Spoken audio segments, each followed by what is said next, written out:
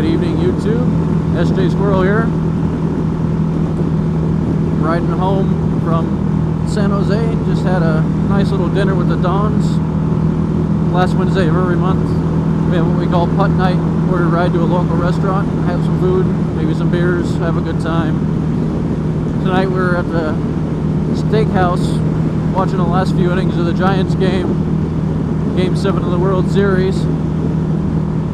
How about those Giants, huh? Now I'm headed home.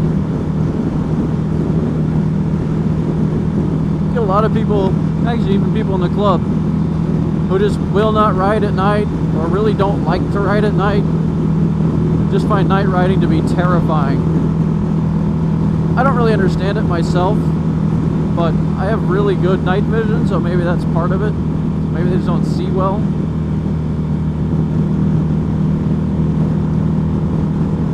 First thing I can recommend if you want to ride at night, make sure that your headlight's pointed where it's supposed to. Make sure it's not pointed too high or too low. Make sure it's actually lighting up the road in front of you. Easiest way to do that is to park somewhere flat with a wall and see where your headlight's pointed. You gotta have the bike standing upright. You gotta be sitting on it to tell. And then you can adjust your light up and down based on that wall. You get a pretty good idea where it's shining. And then go out and test it, of course. Somewhere slow or not too dangerous. Not on the freeway like I am right now. That's the first thing I recommend. A lot of factory headlights just really aren't pointing in the right spot, especially on cruisers.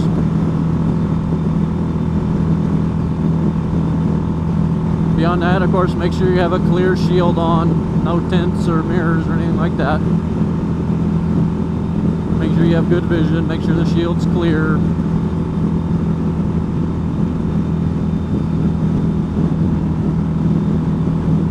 Beyond that, you just have to choose the right visual cues to be able to ride effectively at night. The other cars on the road can be very helpful. You can follow their taillights and use their headlights. One thing I'll say, don't be the guy who uses his bright lights at night with other cars around. That ain't cool. It's very dangerous, it's very distracting for the drivers, could cause you problems. Use your low beams when you're behind somebody. Turn off your high beam when somebody's coming the other way.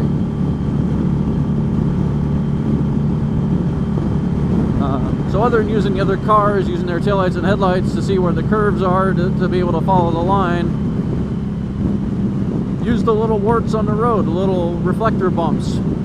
Use the lines, look at the vanishing point where the two lines come together. These are all things you should do in the daylight anyway. But at night it's especially important because you don't have a lot of references. So using the yellow line and the white line like I've got in front of me, the point where they converge visually, you know, that's around the apex. It's important though that you don't just fixate on those lines or that vanishing point. You gotta keep moving, you know, keep moving your eyes with the vanishing point, keep moving your eyes with the dots, with the white and the yellow dots, with the wall, what other visual references you might have. Keep your eyes tracking and you'll be fine. When you're riding at night, it'll be a piece of cake. Where it can get challenging is where you have other cars coming at you with bright lights on, or maybe their lights are just pointed up. It makes it hard to see. Or when you're the lead, there's no cars to give you a little extra light on the road. That can make it kind of challenging. Best thing you can do is just reduce your speed a little bit. I know, nobody wants to slow down. Sometimes you just got to do it. You know, lights coming at you, they'll dazzle you, they ruin your night vision, and they make it real hard to focus through their lights at the dots you're trying to follow. If there's a really bright light coming at you, you can always close one eye. That will help you preserve some night vision. I don't recommend leaving it closed for too long because it screws your depth perception. But that's a trick they used to teach us when I flew airplanes. When you're taxiing at night, close one of your eyes when there's another plane approaching you. Forks on the road too. Of course, night riding, if you're out in the country at all, mountains, woods, prairie, what have you, you're not on a big interstate, but you're on a, you know, any kind of back road at all, you got to be aware of animals. Even on this 4-lane road I'm on right now, I've had troubles with deer at night.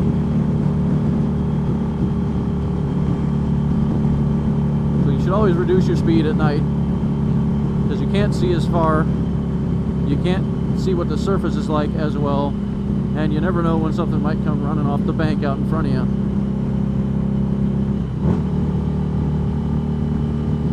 Other than that, riding at night, for the most part, just like riding in the day. The bike still handles the same, you know, all the controls are the same, everything, all your inputs are the same. You just have to adjust your reference points.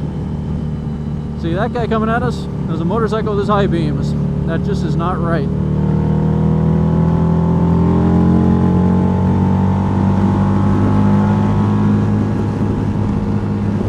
Definitely don't fall into the trap of thinking that because it's nighttime, you can see the other cars coming, so it's okay to cross double yellows.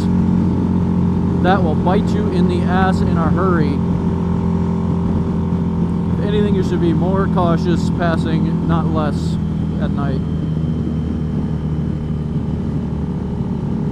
So the moral of the story, really you just need to adjust your reference points, probably reduce your speed a little bit. Riding at night is just as easy as riding during the day. It's definitely harder to ride really fast at night. You have less reference points and everything is just happening faster. But you can still ride decent speeds. So if you're having trouble with night riding, if it scares you, or if you're just not very good at it, try looking at the lines. Try changing your reference points from what you're used to. Helps a lot. It'll help get you through those turns. Alright everyone, San Jose Swirls signing off.